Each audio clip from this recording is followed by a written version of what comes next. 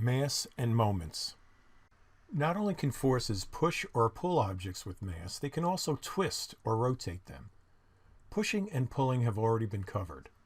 Pulling up, pushing down, pushing a soccer ball, pulling, that is stretching a rubber band, and here we have gears twisting or rotating.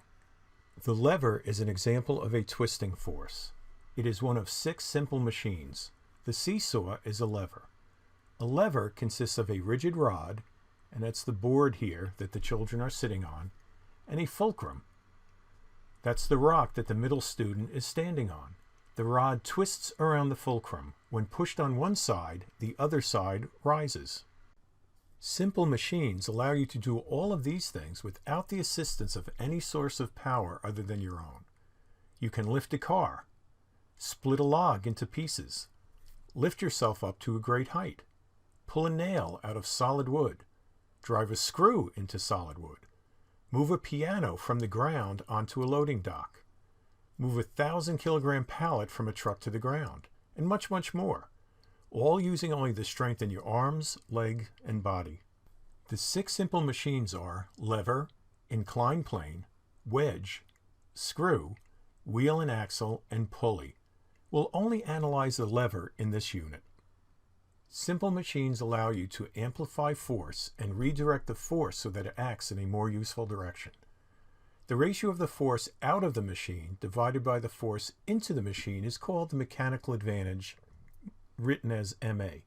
So this is the force that comes out, this is the force that you put into the machine. The 2 purposes of a simple machine are to redirect the force so that it acts in a more useful direction, and provide a mechanical advantage, that is, to amplify the force. The lever may be the most visible example of a simple machine. Here's our rigid rod, just like the seesaw, and our fulcrum is going to be placed over here. More of the rod is on one side of the fulcrum than the other. In this case, one end of the rod is 3 times as far from the fulcrum as the other. Pushing the end farthest from the fulcrum, so that's over here, causes both ends to move through an arc. Right? This one's going to go like this, and on the other side, it'll go in this direction. The input force is called the effort force, and the output, we're going to call that the load force.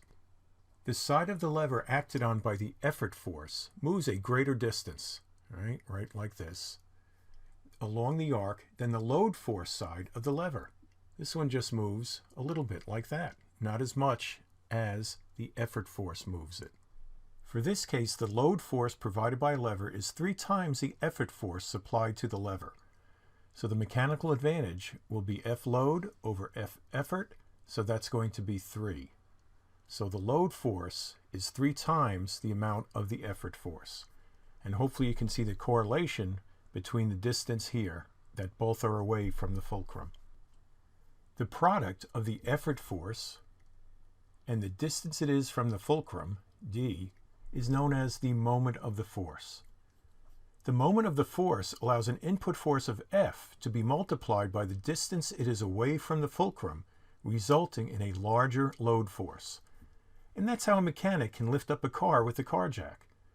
Now, it's not lifting the whole car up, but if you just want to lift up the back there to change a tire, your person can push down on your car jack and going to push it a long distance. Here it's just a short distance, but the force exerted by the person is magnified by the car jack so the car can be lifted up. There's no theoretical limit to how large a force can be created by a lever, only the practical limits of the strength of the rod and fulcrum. This led to this famous quote from Archimedes more than 2,000 years ago. "Give me a place to stand and a lever long enough, and I will move the world."